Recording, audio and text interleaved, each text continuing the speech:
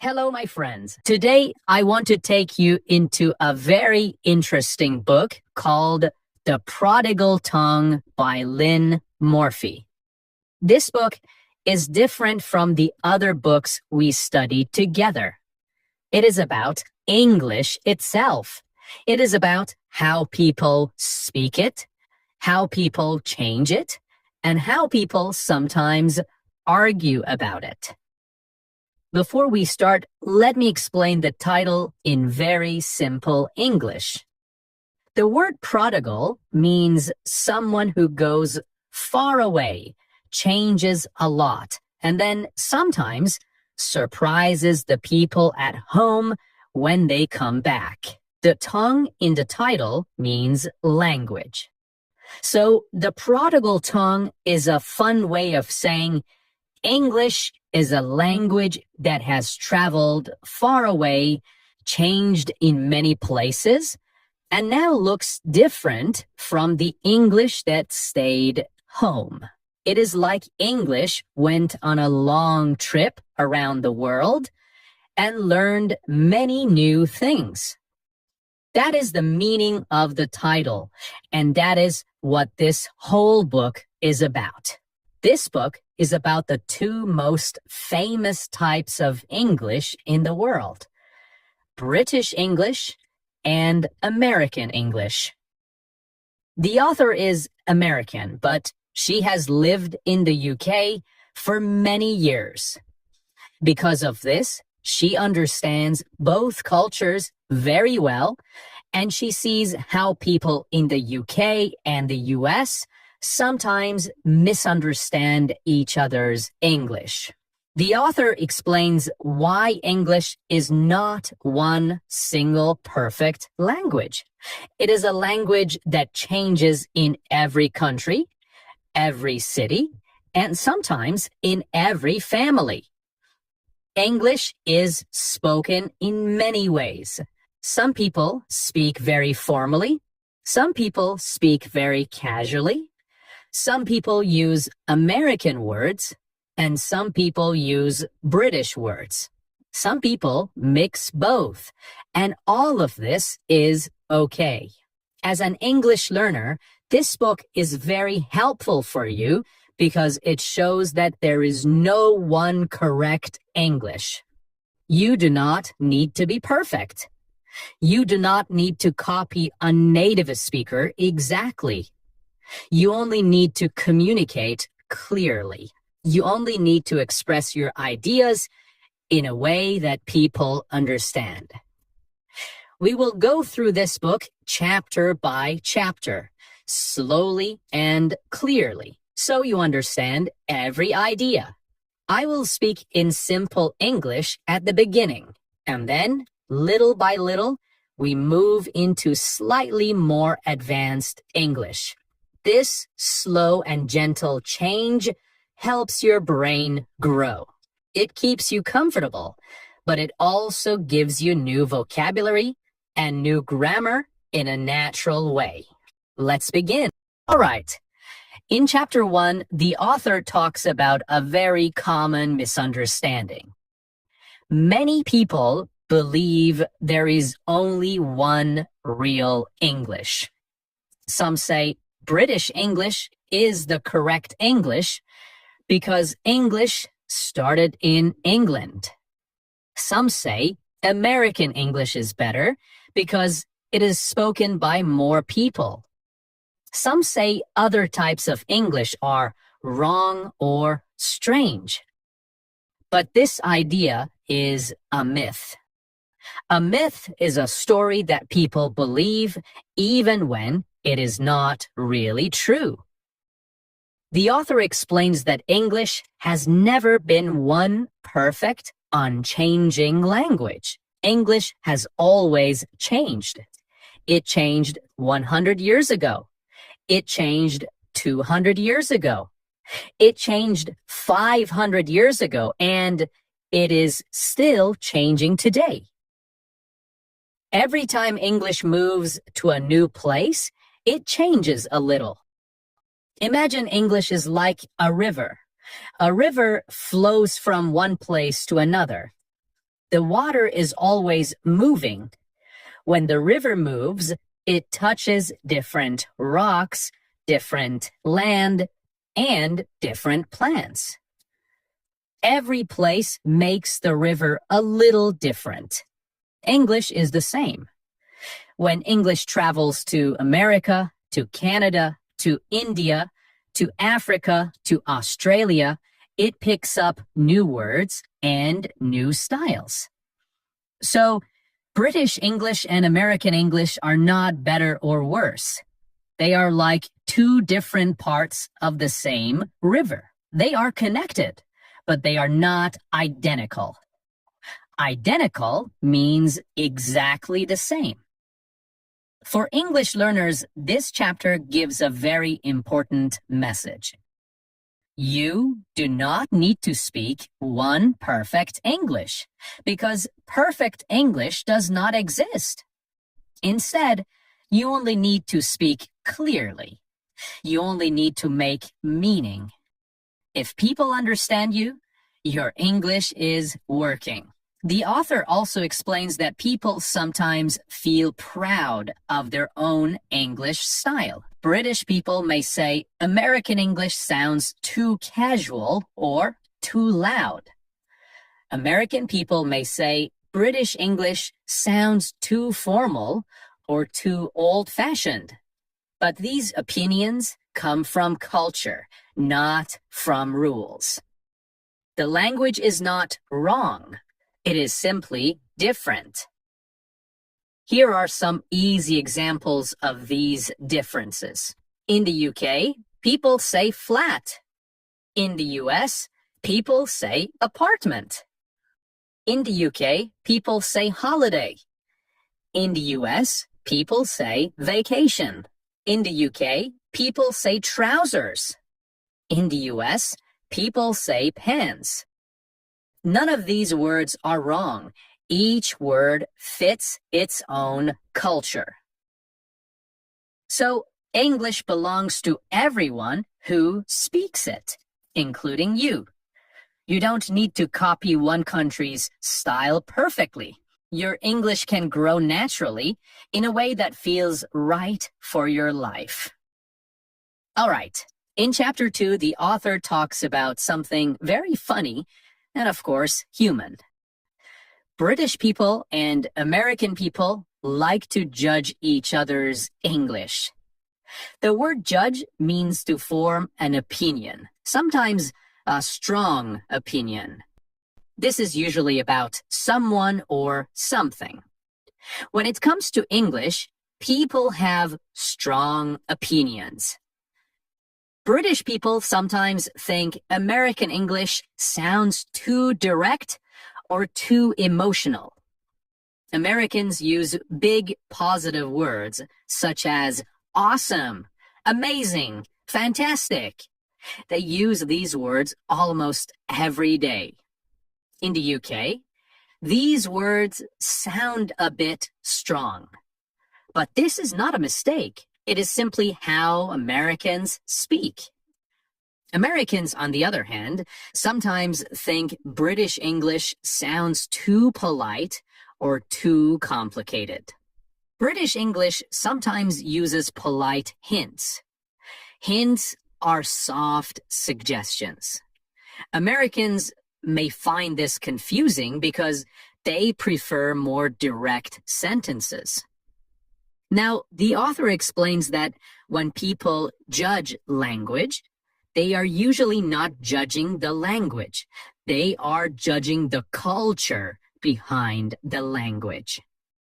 Language and culture are connected. They grow together. This is why two languages from the same family can sound so different. For English learners, this chapter is extremely important. Many learners ask, should I learn British English or American English? Which one is correct? Which one is the best? What if I mix both? The author answers very clearly. Both are correct. Both are English. Both are understood around the world. What matters is communication.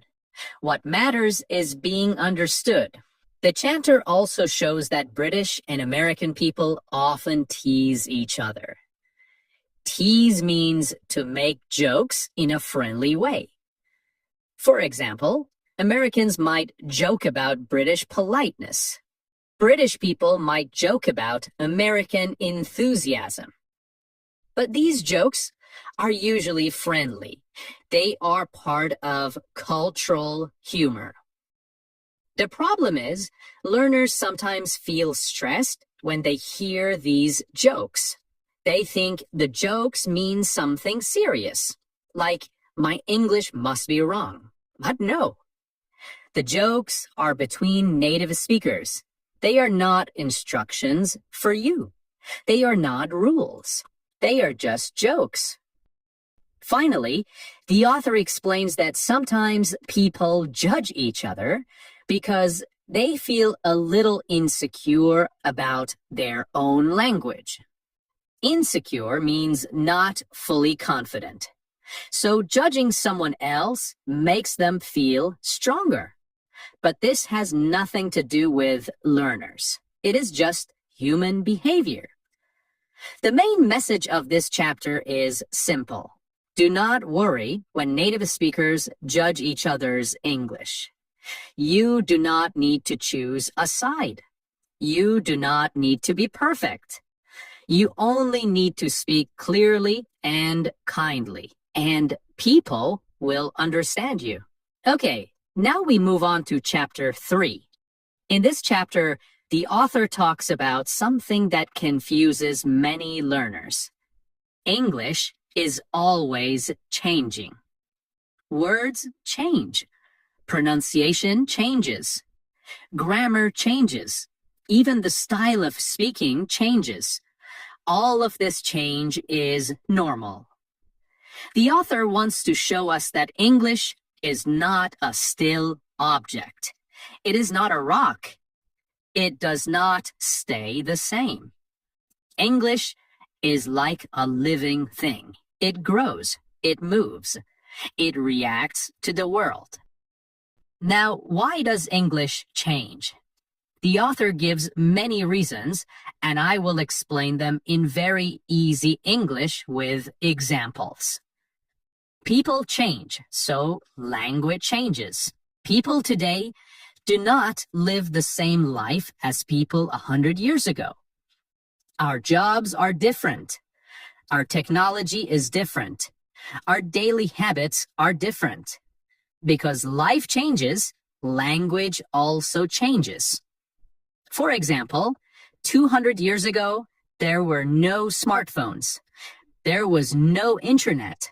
So people had no words like download, email, selfie, or Wi-Fi.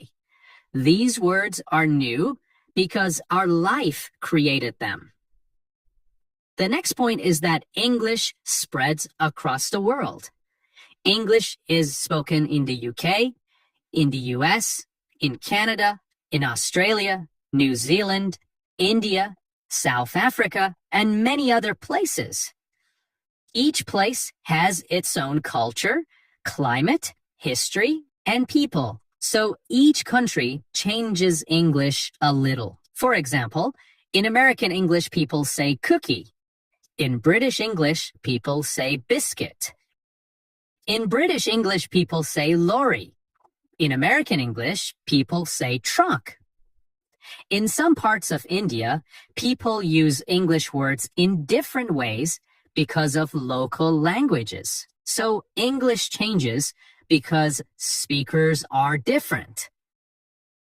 The other point is that young people change language faster. Young people like new words. They like fun words. They like short words. For example, many young people say, that movie was lit. Lit means very good or exciting. So young people create new expressions all the time.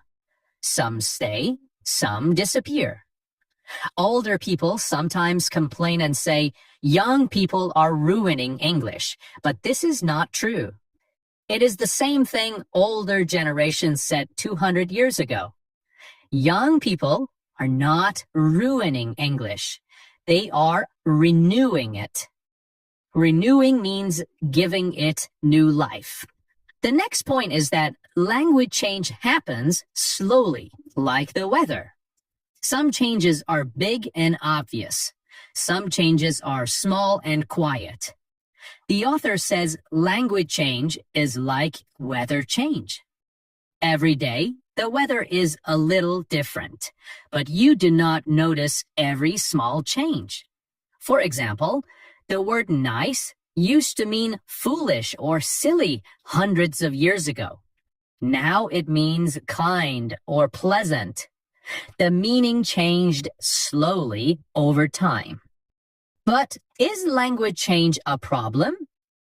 The author says clearly, no. Language change is not a problem. It is natural. It is healthy. It shows that people are using English in real life. Some people think language change is bad. They say people are using English incorrectly. They are destroying the language.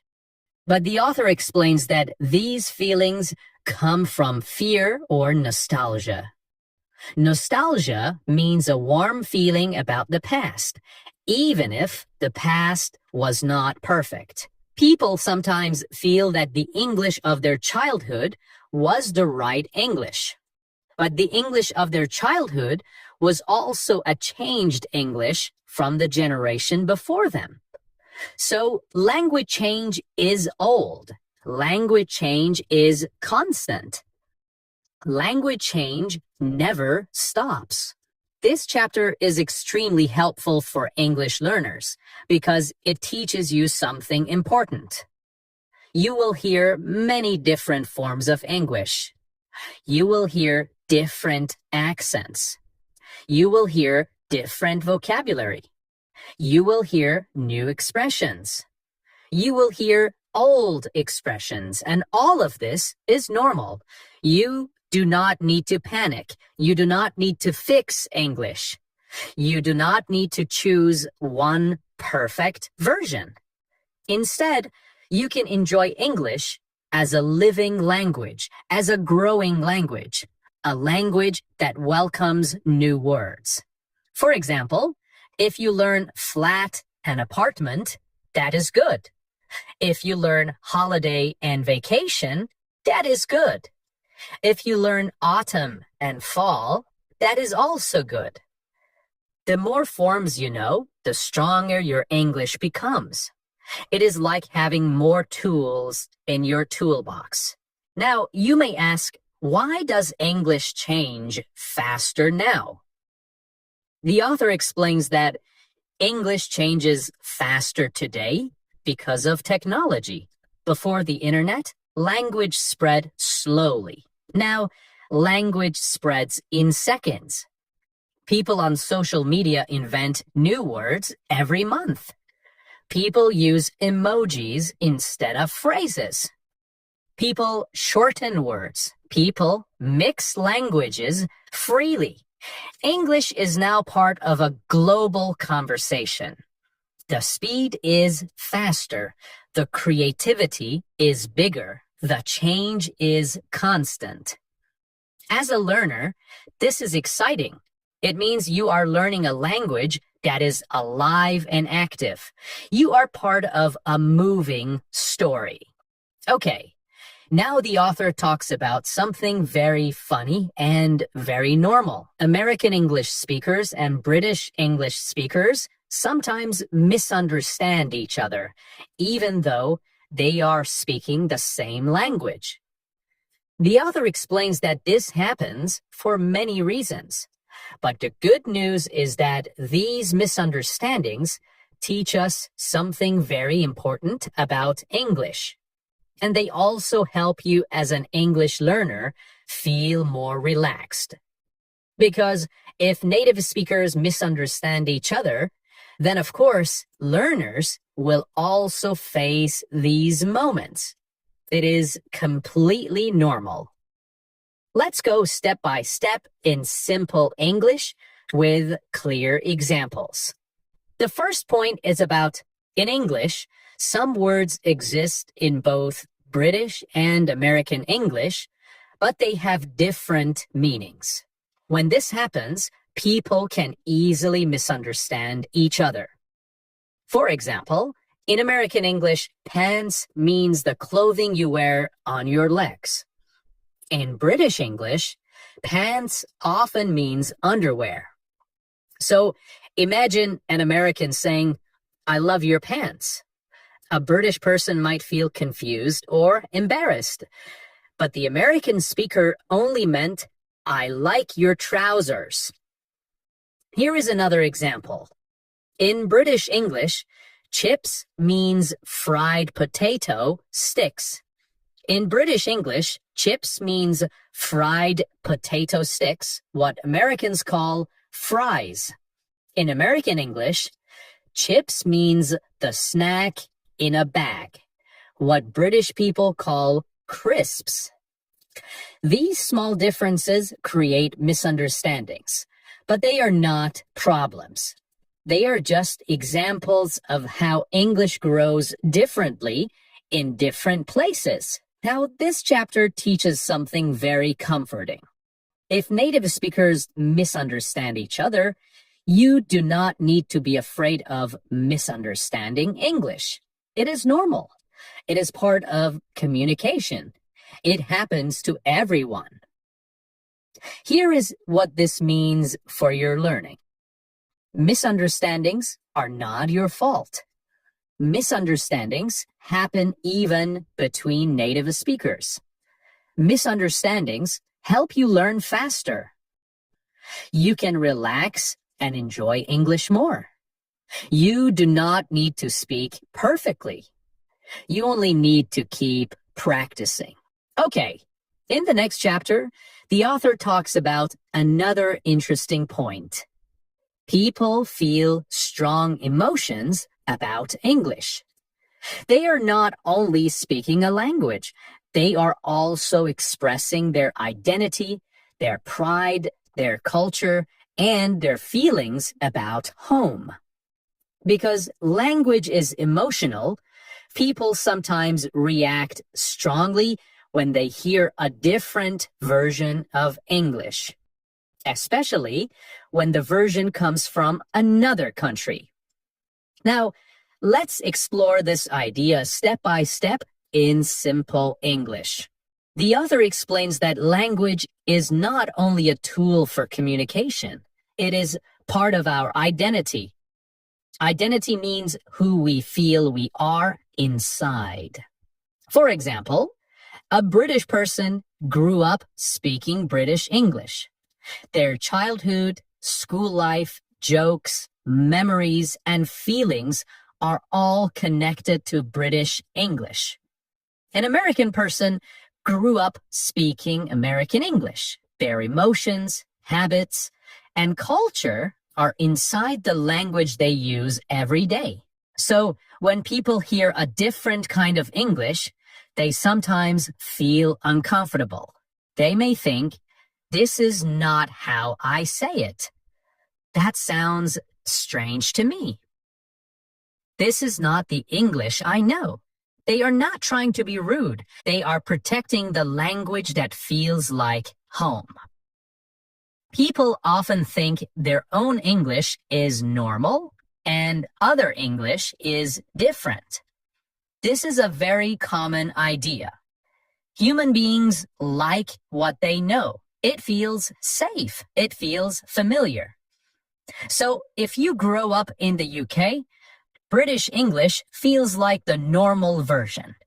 If you grow up in the US, American English feels like the normal version. If you grow up in Canada or Australia, your English feels normal too.